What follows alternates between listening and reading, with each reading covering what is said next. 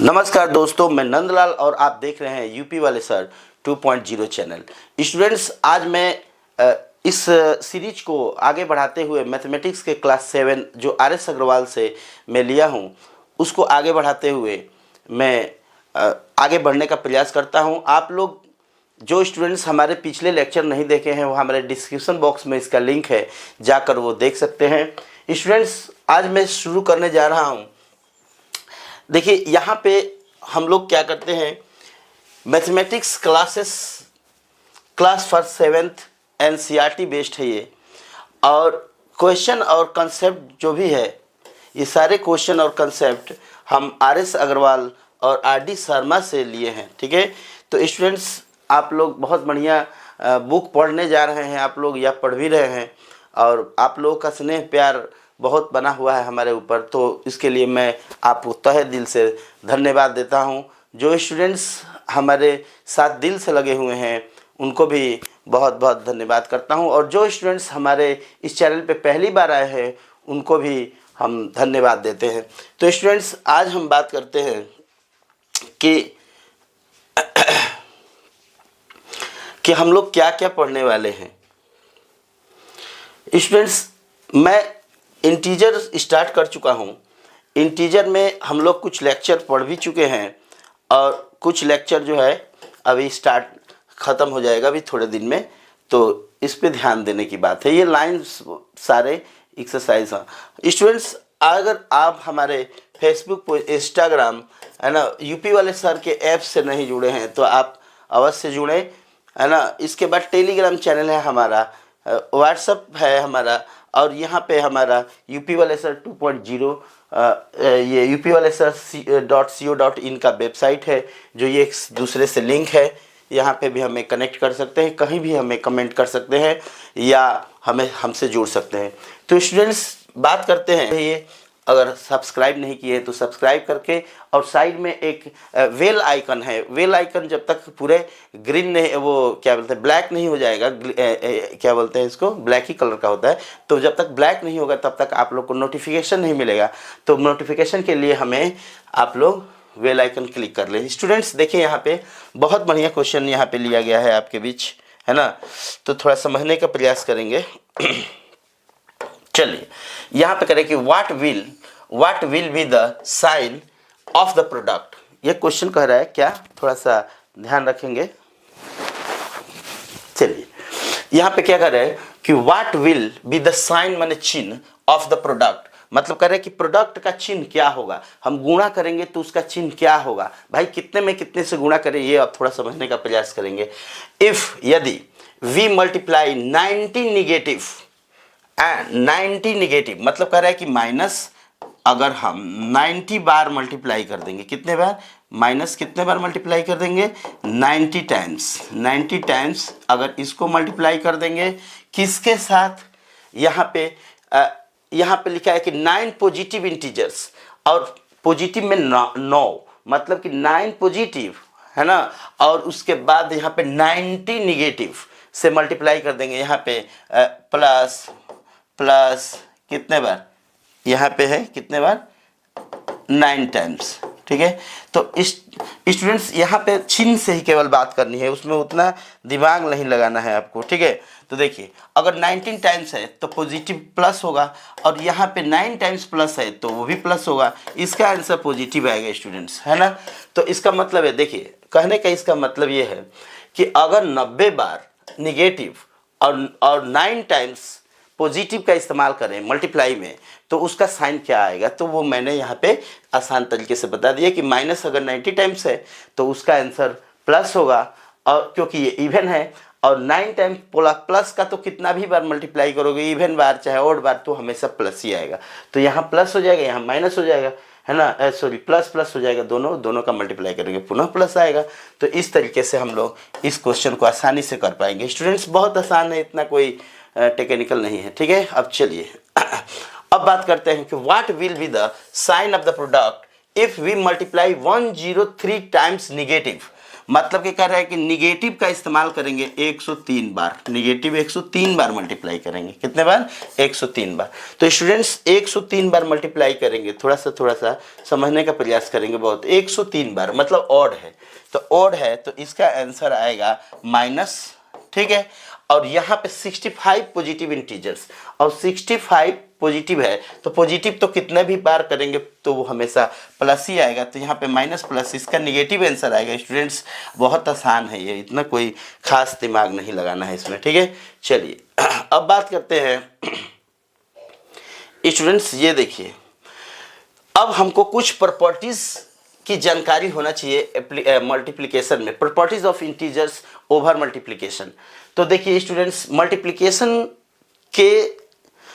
के लिए अगर हमको शॉर्ट ट्रिक समझना है, मतलब कि कोई चीज़ जल्दी से समझना है या कोई चीज़ जल्दी से कम है अगर फाइंड आउट करना है, तो कुछ प्रॉपर्टीज़ हैं उनको आपको ध्यान रखना पड़ेगा। और प्रॉपर्टी जब आप लोग पूरा बढ़िया से समझ जाएंगे तो बहुत आसानी से आप लोग इसको कैच कर पाएंगे और कोई भी शॉर्ट ट्रिक आसानी से बना सकते हैं। क्लोजर प्रॉपर्टी क्या कहता है?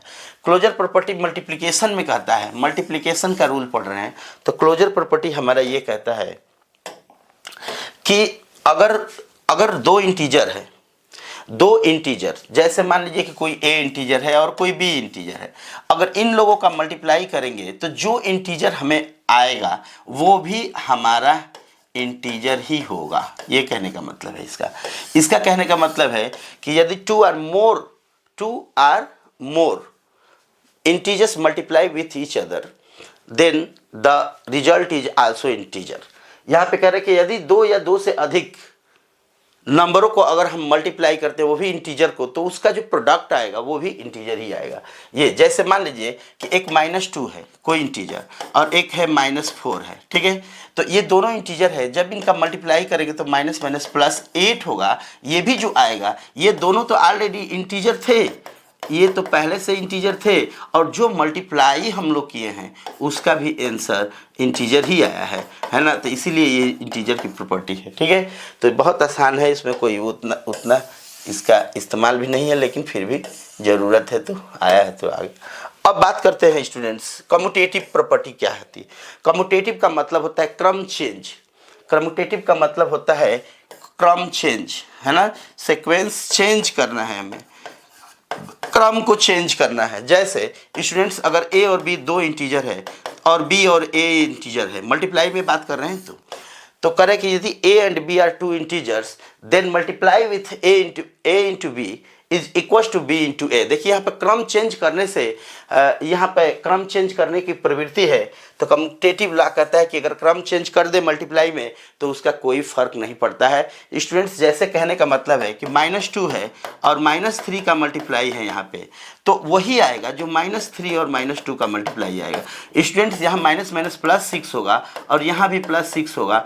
इस प्रकार हम कह सकते हैं कि क्रम चेंज करने से इसके ऊपर मतलब मल्टीप्लाई में कोई फर्क नहीं पड़ता है, इसीलिए हम इसको कहते हैं कम्यूटेटिव प्रॉपर्टी, ठीक है।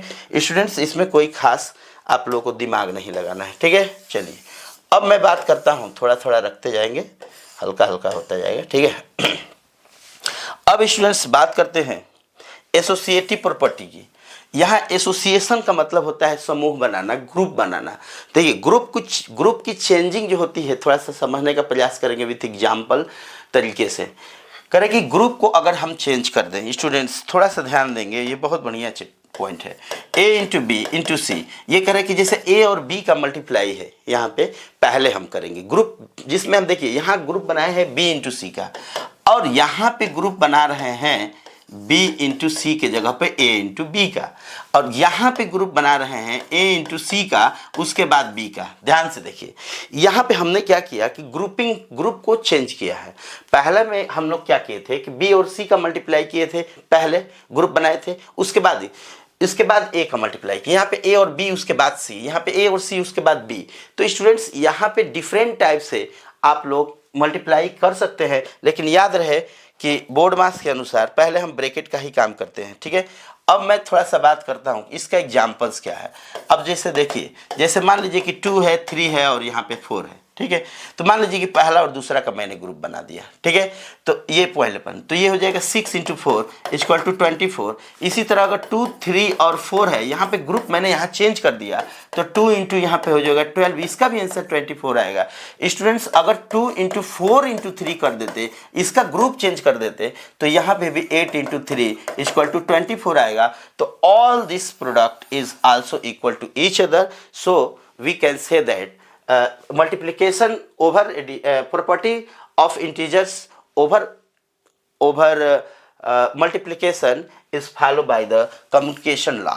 मतलब कि ये कम्युनिकेशन लॉ को फॉलो करता है मल्टीप्लिकेशन, ठीक है। चलिए अब नेक्स्ट लास्ट है ये थोड़ा सा, अब हम बात करते हैं स्टूडेंट्स की लास्ट पॉइंट है, इसमें अब कुछ ज़्यादा नहीं है, इसके बाद हम स्लाइड कम बंद करेंगे, नेक्स्ट फिर बात करेंगे। चलिए डिस्ट्रीब्यूशन लॉ क्या कहते हैं। डिस्ट्रीब्यूट का मतलब होता है बांटना।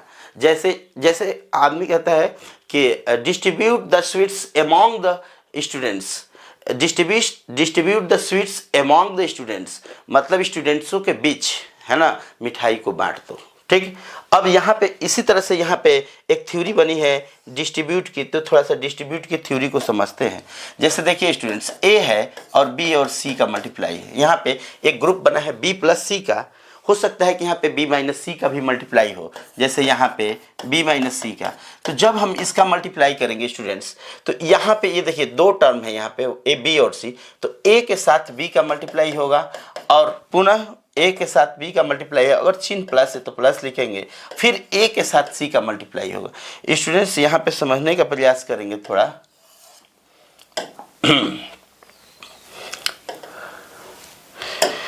सी, अब देखिए यहाँ पे आपको क्या समझना है, मल्टीप्लिकेशन रूल में अगर b प्लस सी है, ठीक है, तो b प्लस सी है तो a के साथ पहले हम b का मल्टीप्लाई करेंगे, a के साथ b का मल्टीप्लाई करेंगे, फिर a के साथ c का मल्टीप्लाई करेंगे। अगर यही चीज़ माइनस में होता है तो a के साथ b का मल्टीप्लाई करते हैं, अब माइनस a के साथ c का मल्टीप्लाई करेंगे। इसी को हम लोग कहते हैं डिस्ट्रीब्यूशन लॉ। स्टूडेंट्स इसका बहुत ज़्यादा मतलब कि बहुत बड़े बड़े क्वेश्चनों में इसका बहुत शॉर्ट ट्रिक से में इस्तेमाल होता है, तो हम आगे जब भी हम चलेंगे तो हम शॉर्ट ट्रिक के माध्यम से आपको बताने का प्रयास करेंगे। तो स्टूडेंट्स अगर हमारे चैनल पे आप लोग पहली बार आए हैं, अगर अच्छा लगा है तो एक लाइक करके जाइएगा और कमेंट कीजिएगा कि हम अब और आपको अगर किसी चीज़ की ज़रूरत पड़ रही है, किसी चीज़ का मतलब कि अगर क्वालिटी में कहीं दिक्कत है, साउंड में कोई प्रॉब्लम है, कोई मुझे कोई टेक्निक में चेंज करना है, तो आप हमें सुझाव दे सकते हैं। उसका लिंक हमारे व्हाट्सएप पे भी कर सकते हैं, हमारे चैनल पे भी कमेंट कर सकते हैं। तो चलिए नेक्स्ट स्लाइड में आपसे मिलते हैं, तब तक के लिए जय हिंद, जय भारत।